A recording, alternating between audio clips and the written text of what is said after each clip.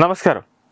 ഇന്ത്യയെ സംബന്ധിച്ചിടത്തോളം ലോകത്ത് എവിടെ എന്ത് പ്രശ്നമുണ്ടായാലും അത് ഇന്ത്യയെ കൂടി ബാധിക്കുന്ന ഒരു പ്രധാന വിഷയമായി മാറുകയാണ്. ഒരുപക്ഷെ വിവിധ രാജ്യങ്ങളുമായി ഇന്ത്യക്കുള്ള സ്വാധീനവും ബന്ധവും എല്ലാം ഇതിനൊരു പ്രധാന കാരണമായി കാണാവുന്നതാണ്. റഷ്യ യുക്രൈൻ യുദ്ധവും ഇറാൻ ഇസ്രയേൽ യുദ്ധമായാലും അതെല്ലാം ഇന്ത്യയെ ഏതെങ്കിലുമൊക്കെ ഒരു തരത്തിൽ ബാധിക്കുന്നുണ്ട് എന്നതാണ് വസ്തുത. ഇപ്പോഴിതാ കംബോഡിയയും അതോടൊപ്പം തായ്ലാൻഡും തമ്മിൽ ഒരു യുദ്ധത്തിലേക്ക് പോവുകയാണ്. യുദ്ധം തുടങ്ങിക്കഴിഞ്ഞു എന്ന് തന്നെ പറയാം. കാരണം F-16 യുദ്ധവിമാനം ഉപയോഗിച്ച് കംബോഡിയയുടെ മിലിറ്ററി ബേസുകളും അതോടൊപ്പം തന്നെ അവരുടെ സൈനിക കേന്ദ്രങ്ങളുമൊക്കെ ആക്രമിച്ചിരിക്കുകയാണ് തായ്ലാൻഡ്.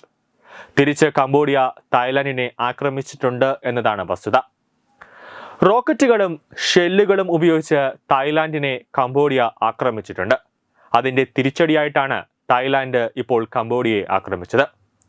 ഇവർ രണ്ടുപേരും തമ്മിൽ എന്താണ് പ്രശ്നമെന്നത്, അതിൽ ഇന്ത്യയുടെ പങ്ക് എന്താണെന്ന് ചോദിച്ചാൽ, ഒന്നാമത്തെ കാര്യം, ഈ രണ്ട് രാജ്യങ്ങളും നമ്മുടെ സംസ്കാരവുമായി ചേർന്ന് കിടക്കുന്ന ഒരു രാജ്യമാണ്. അതായത് നേപ്പാളിനെ പോലെയും അതോടൊപ്പം തന്നെ ഭൂട്ടാനിനെ പോലെയും ടിബറ്റിനെ പോലെയും ശ്രീലങ്കയും പോലെയും ഒക്കെ ഇന്ത്യയുടെ കൾച്ചറും അതോടൊപ്പം തന്നെ സംസ്കാരവും എല്ലാം തന്നെ അതേപോലെ അനുഗ്രഹിക്കുന്ന ഒരു രാജ്യമാണ്. ആ രാജ്യങ്ങൾ തന്നെയാണ് തായ്ലാൻഡും കംബോഡിയയും. ആ ഗണത്തിലേക്കാണ് അവരും വരുന്നത്. അവരുടെ തനതായ ആ പ്രദേശത്തെ തദ്ദേശീയ സംസ്കാരങ്ങളും കൂടി ഇതിനോട് ചേർന്നിട്ടുണ്ടാകാം. നിലവിൽ തായ്ലാൻഡും കംബോഡിയയും തമ്മിൽ ഇന്നലെ അതിർത്തി തക്ക പ്രശ്നങ്ങൾ വലിയ രീതിയിലുണ്ടായി. അങ്ങനെ പ്രശ്നങ്ങൾ രൂക്ഷമായി മാറുകയും കൂടാതെ ഇരു രാജ്യങ്ങളിലെ സൈനികർ വെടി ഉതിർക്കുകയും ചെയ്തു. കൂടാതെ വ്യോമാക്രമണം നടത്തുകയും ചെയ്തിട്ടുണ്ട്. ഇരു രാജ്യങ്ങളും തമ്മിലുള്ള അതിർത്തി തർക്ക പ്രശ്നങ്ങൾക്ക് വെടിവെപ്പ് ഉണ്ടായത്, അതായത് വലിയ രീതിയിൽ പറഞ്ഞ് സോൾവ് ആക്കേണ്ട ഒരു പ്രശ്നം അത് വലിയ രീതിയിൽ ഒരു വിഷയമായി മാറി. അതോടെ സ്വാഭാവികമായിട്ടും ഇരു രാജ്യങ്ങളിലെ സൈനികർ നേരെ പോകുന്നത് അടിയിലേക്കായിരിക്കും. ഇവരുടെ അടി വെടിവെപ്പ്, വ്യോമാക്രമണം അല്ലെങ്കിൽ ഷെല്ലാക്രമണം, ഡ്രോൺ ആക്രമണം, അങ്ങനത്തെ രീതിയിലേക്ക് കാര്യങ്ങൾ കൂടുതൽ സങ്കീർണമായി മാറി. പുറത്തു വരുന്ന വിവരമനുസരിച്ച് തായ്ലാൻഡിനും കംബോഡിയയ്ക്കും സമീപമുള്ള 6ലധികം അതിർത്തി പ്രദേശങ്ങളിൽ ഏറ്റുമുട്ടൽ തുടരുകയാണ് എന്നതും അതിലൊരു സിവിലിയൻ കൊല്ലപ്പെടുകയും നിരവധി പേർക്ക് പരിക്കേൽക്കുകയും ചെയ്തിട്ടുണ്ട്. സ്ഥിതിഗതികൾ വഷളായപ്പോൾ തായ്ലാൻഡ് വ്യോമ ആക്രമണം ആരംഭിക്കുകയും കംബോഡിയ വെടിവെപ്പിലൂടെയാണ് അതിന്റെ പ്രതികരണം തിരിച്ചു നടത്തിയത്. വ്യോമ ഡ്രോൺ ആക്രമണങ്ങളും നടത്തുകയും ചെയ്തു. ജൂലൈ 24-ന് തായ്ലാൻഡ് കംബോഡിയയാണ് സൈനിക വ്യോമത്താവളങ്ങളിൽ F-16 യുദ്ധവിമാനം ഉപയോഗിച്ച് ആക്രമണം നടത്തുകയും അതോടെ ഇരു രാജ്യങ്ങളും തമ്മിലുള്ള സംഘർഷം വർദ്ധിപ്പിക്കാൻ ഇടയാകുകയും കൂടാതെ അതിർത്തി തർക്കങ്ങളുള്ള പ്രദേശങ്ങളിലാണ് ആക്രമണം നടന്നത്. അതോടൊപ്പം തന്നെ കംബോഡിയ നേരെ തായ്ലാൻഡിലേക്ക് ഡ്രോൺ ആക്രമണം നടത്തുകയും കൂടാതെ റോക്കറ്റ് പീരങ്കി ആക്രമണങ്ങളിലൂടെ തായ്ലാൻഡ് തിരിച്ച് പ്രതികരിക്കുകയും ചെയ്തു. ആ ഒരു ആക്രമണ സംഭവത്തിൽ 40,000-ഓളം പേർക്ക് പരിക്കേൽക്കുകയും 9 പേർ കൊല്ലപ്പെട്ടു എന്നാണ് ദേശീയ മാധ്യമങ്ങളടക്കം റിപ്പോർട്ട് ചെയ്യുന്നത്. പുറത്തു വരുന്ന വിവരമനുസരിച്ച് തായ്ലാൻഡ് പട്ടാളക്കാരാണ് ആദ്യം വെടിവെച്ചത്.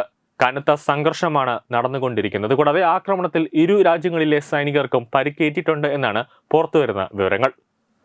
ഇതിലിനി ഇന്ത്യ ഇടപെടുമോ അല്ലെങ്കിൽ മോദി ഇടപെടുമോ, കൂടാതെ വിദേശകാര്യ മന്ത്രാലയം ഇതിൽ എന്തെങ്കിലും ഒരു ചർച്ചയ്ക്ക് അല്ലെങ്കിൽ എന്തെങ്കിലും ഒരു ഒത്തുതീർപ്പിലേക്ക് അല്ലെങ്കിൽ സീസ് ഫയറിലേക്ക് ഇന്ത്യ ഒരു മുൻകൈ എടുക്കുമോ എന്നുള്ളതാണ് ഇനി വരും ദിവസങ്ങളിൽ കാത്തിരുന്ന് കാണാനുള്ളത്.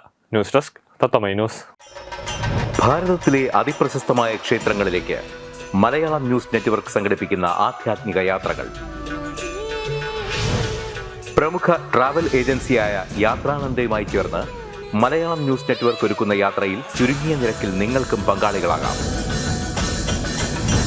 ഭാരതത്തിലെ പ്രമുഖ ശക്തിപീഠമായ അസമിലെ കാമാഖ്യ ക്ഷേത്രത്തിലേക്കാണ് ആദ്യ യാത്ര. കാമരൂപമെന്ന് കാളിദാസനും പ്രാഗ്ജ്യോതിഷപുരമെന്ന വ്യാസനും വിളിച്ച അതിമനോഹരമായ സംസ്ഥാനമാണ് അസം. സമമായി മറ്റൊന്നില്ല എന്നാണ് അസമിന്റെ അർത്ഥം. ബ്രഹ്മപുത്ര നദിയും ഹിമാലയവും ദൃശ്യചാരുത കൊണ്ട് അനുഗ്രഹിച്ച അസമിലെ കാമാഖ്യ ഇന്ത്യയിലെ തന്നെ ഏറ്റവും പ്രധാനപ്പെട്ട കാളി ക്ഷേത്രങ്ങളിലൊന്നാണ്. കാമാഖ്യ ക്ഷേത്ര സന്ദർശനത്തിന് ശേഷം കിഴക്കിന്റെ സ്വിറ്റ്സർലാൻഡ് എന്നറിയപ്പെടുന്ന മേഘാലയയിലെ ഷില്ലോങ് നഗരവും ചിറാപുഞ്ചിയും അതിമനോഹരമായ മഴക്കാടുകളും ഹിമാലയൻ കാറ്റ് ചൂളം വിളിക്കുന്ന താഴ്വരകളും മേഘങ്ങളെ ഉമ്മവയ്ക്കുന്ന ചെറുകുന്നുകളും കണ്ണാടി പോലെ ജലമൊഴുകുന്ന ഉമയാങ് നദിയും സന്ദർശിക്കുന്നു. ജീവിതത്തിൽ ഒരിക്കലെങ്കിലും കണ്ടിരിക്കേണ്ട ഈ അത്ഭുത ലോകത്തിലേക്ക് നിങ്ങളെ സ്വാഗതം ചെയ്യുന്നു. വിമാന ടിക്കറ്റും ചിലവുകളും ഉൾപ്പെടെ 65,000 രൂപ ചിലവ് വരുന്ന ഈ പാക്കേജ് 59,000 രൂപയ്ക്ക് മലയാളം ന്യൂസ് നെറ്റ്വർക്ക് നിങ്ങൾക്ക് ലഭ്യമാക്കുന്നു. ആദ്യം ബുക്ക് ചെയ്യുന്ന 5 പേർക്ക് 56,000 രൂപയ്ക്ക് ഏർലി ബേർഡ് ഓഫറും ലഭ്യമാണ്. കൂടുതൽ വിവരങ്ങൾക്ക് ഇനി പറയുന്ന നമ്പറിൽ ബന്ധപ്പെടുക. 8089001200 അല്ലെങ്കിൽ 7736549234.